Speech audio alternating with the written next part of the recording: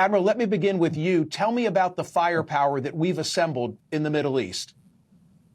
You started with a comparison to 2003. It's also like 1990, Persian Gulf War I.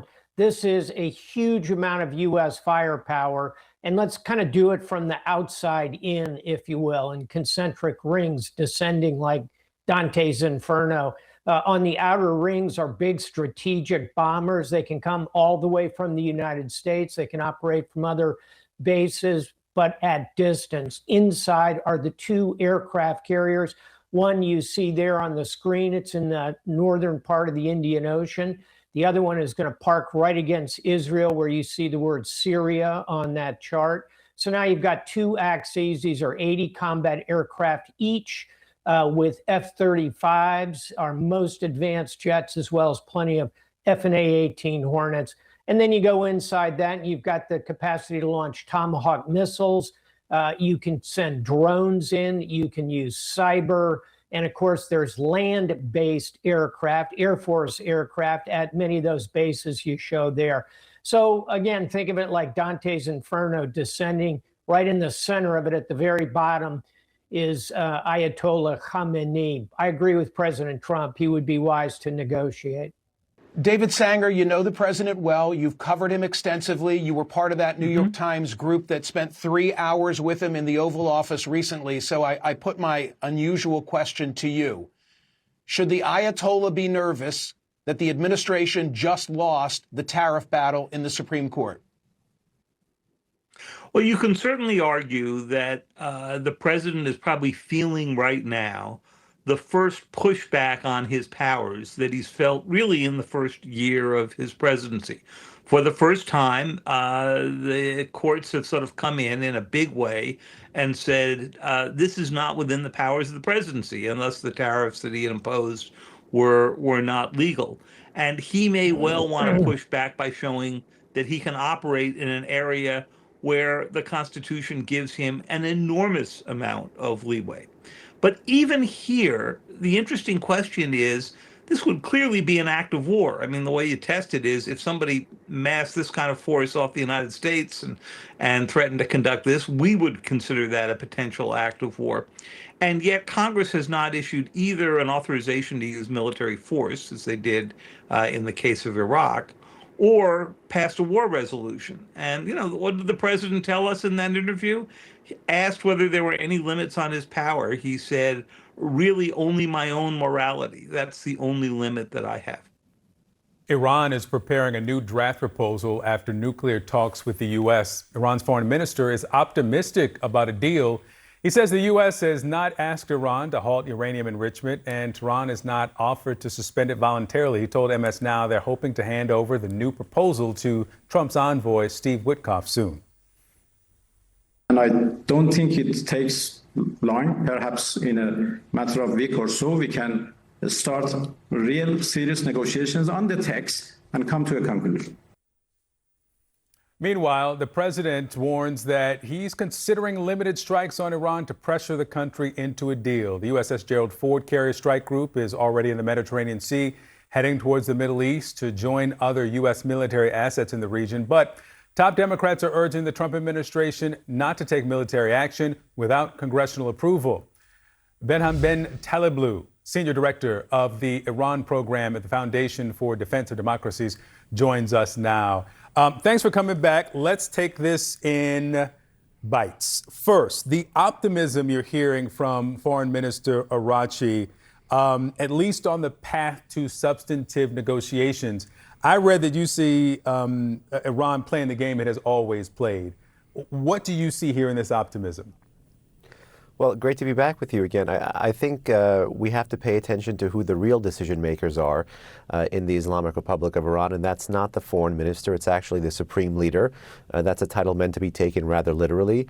And he hasn't been speaking that much since the end of the 12-day war with Israel and America, but he's spoken about maybe 14, 16 times since then, and his most recent speech struck a drastically, and I want to stress that for the audience, drastically different tone than what Araghchi has said, both in his Fox interview as well as in his MSNBC interview that you just alluded to.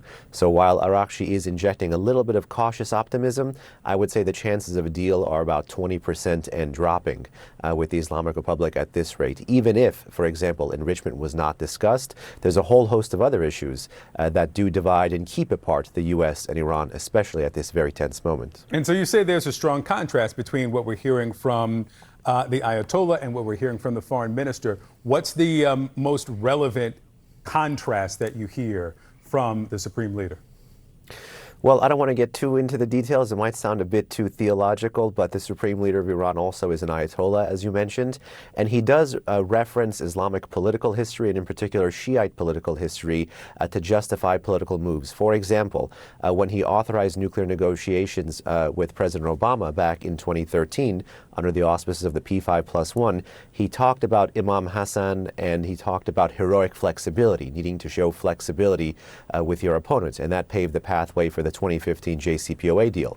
But here he's been talking about Imam Hussein, whose epithet, the master of martyrs, kind of tells you all you need to know about the direction the Islamic Republic is headed in. And it's quite rare also internally to have military, political, and religious elites sing from the same sheet of music.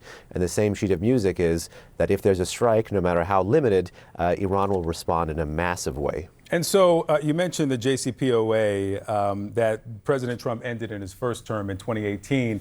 And I just want to read a bit of what we learned from that interview from the foreign minister. We've not offered any suspension, and the U.S. side has not asked for zero enrichment. What we are now talking about is how to make sure that Iran's nuclear program, including enrichment, is peaceful and will remain peaceful forever, which would be too similar to the JCPOA. That it would be a complete contrast to what we're hearing from President Trump publicly. Is that credible at all, that continuing an enrichment program is part of the conversation?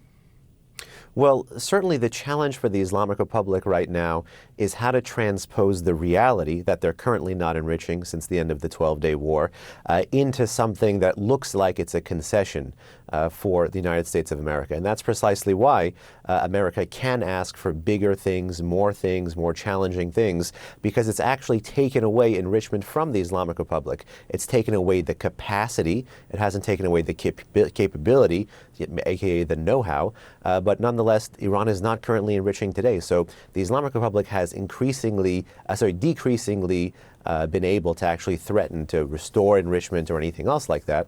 And therefore, it's trying to find a way to make Trump pay what he previously got for free. And that gets at the heart of the matter of enrichment in this agreement. Yeah. The USS Gerald Ford, that carrier strike group, is in the Mediterranean. Of course, the Abraham Lincoln has been there for some time. You've said that the chance of a deal is 20% and dropping. So we know what you believe about the potential for a military strike. What are the indicators from Iran that they believe that a military strike is coming? Well, it's actually very interesting that both America and Iran continue to talk about being interested in negotiations, but also continue to do things physically that tell you that they're getting ready for a strike. The Islamic Republic, for example, continues to build back better when it comes to its ballistic missile program. We know that that's really the spinal cord of its deterrence at this point in time. It's the long pole of the regime's security strategy. And then most importantly, it seems to be hardening some nuclear sites. So in the case that there's a strike that is not just against missile facilities, but actually against what's left of the nuclear program, particularly a plant that is believed to be a future enrichment facility or previous research and development labs. Those things, per commercial satellite imagery, are being hardened. So when you take its tough rhetoric on missiles and then you look at this kind of hardening and dispersal, it looks like both sides are getting ready for exit options from negotiations. Mohammed Taleblu, thank you so much for being with us.